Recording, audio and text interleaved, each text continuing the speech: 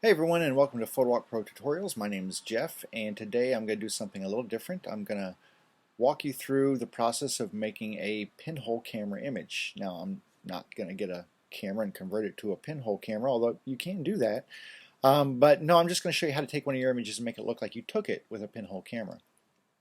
So, the first thing I'm going to do is I'm going to take this image and I'm going to sharpen the image, because that's kind of a characteristic of pinhole cameras, is that they're sharp. So I'm going to go ahead and I've got a 101 and 4 setting on my unsharp mask. I'm going to go ahead and click on that and say OK.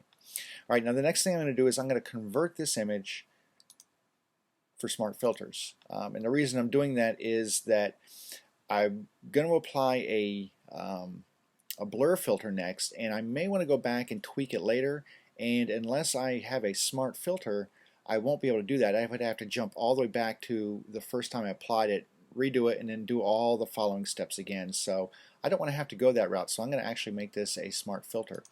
So I'm going to go down here to blur under filters, and then I'm going to click on Gaussian blur, and I'm going to set my blur to, I don't know, somewhere around 3 or so. 2.9, that's a winner. Alright, the reason I'm adding some blur is because another thing about pinhole cameras is that while they're very sharp in the middle, they tend to get a little blurry on the edges. So I wanted to go ahead and put that in here just to have that blurriness on the edge. As you can see right now, I've got a blur over the entire image, but we're going to take care of that by removing some of the mask here, or actually showing through part of the mask. So if you look right here, this is the smart filter mask, and as I turn this off you can see the filter, or the mask, which white lets you see the effect and black conceals it. So we're going to conceal that effect in the middle so that the bottom sharpness comes through, and the way we do that is by adding a gradient. So what I'm going to do is I'm going to click on my gradient tool, and then I'm going to select the radial gradient. Now the radial gradient lives way up here at the top, and you can see you've got your normal gradient, and then right next to that is the radial gradient. So with that selected, I need to have my default colors selected, and let's see, I'm going to click on the actual smart filter, because if you don't, or on the mask, if you don't click on the mask you'll be painting on the image and it doesn't like that. So we're going to click on the mask and paint actually on that mask. So what I'm going to do is I'm just going to, right here in the middle, because that's generally the sharpest part of a pinhole camera, I'm going to click there and I'm going to drag this out quite a bit. And that's going to give me a nice circular blurring effect around the edge, but keep it nice and crispy sharp in the middle.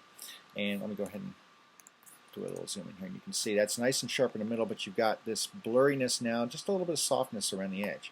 Now this is the beauty of the smart filter. If at any point in time I think it's not soft enough or it's too soft, I can go back in and just double click on that smart filter for Gaussian blur. It brings my dialog back up. I can make this as soft or as sharp as I want just by readjusting that filter. Click OK, and we're back in business.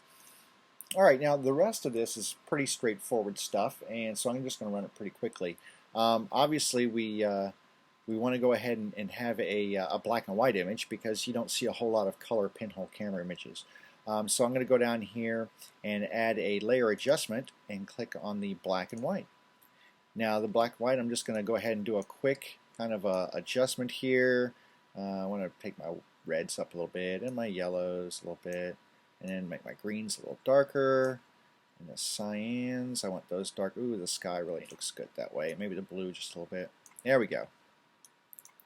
So there's my black and white layer adjustment right there.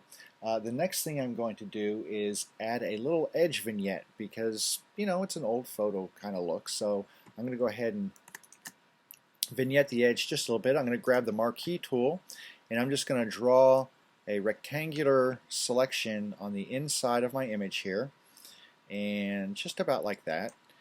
And you don't have to do too much, but what we're going to do is, to really kind of finish this off, we're going to go to filter, we're going to go to select, and then we're going to modify this and feather that selection, because we don't want it nice and crisp, we want it a little bit feathered. Let me try a 30 on this. Now remember, on a high-res image you'll have to go maybe 200 or so, but for this image I think that's going to work.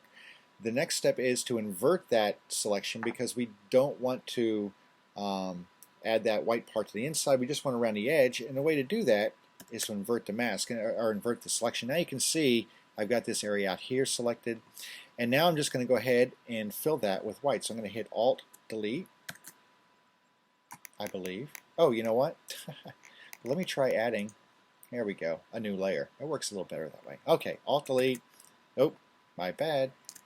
Let's try. There we go. Little Command Delete, and you can see I've got now a little bit of a white around the edge there.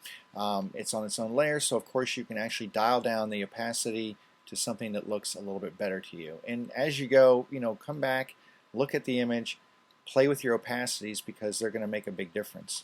All right, the next thing I'm going to do is I'm going to add a little texture mask because this just looks too clean to me. It doesn't look like an old pinhole type image to me. So I actually have, let me see if I have it up here. Here we go. This is a texture of concrete. It's just a picture of concrete. I'm going to overlay this onto my image. So I'm going to go ahead and I'm going to select all by hitting Command A, and I'm going to copy it, Command C, and I'm going to go back to my image, and I'm just going to paste this in. All right. Now it's a little larger than the image itself, so I'm going to just free transform it down here to get it right in the middle. And then here's a neat trick. If you hold down Shift and Alt, you'll move in to the middle. It's kind of cool. All right, get that lined up, double click. Now obviously being on top you can't see your image below, but that's what we're going to come over here, and we're going to change our mode to soft light. And you can see, let me zoom in just a little bit, you can see that it really kind of grits up that image. Now that's way too much, so all I'm going to do is lower my opacity right here until I get it down to something that I think looks pretty good, which is right about there. All right, now the last step is to go ahead and let me zoom back out. I'm going to add another let's see, layers here. Let's do because it is old, we need to go to our folder filters.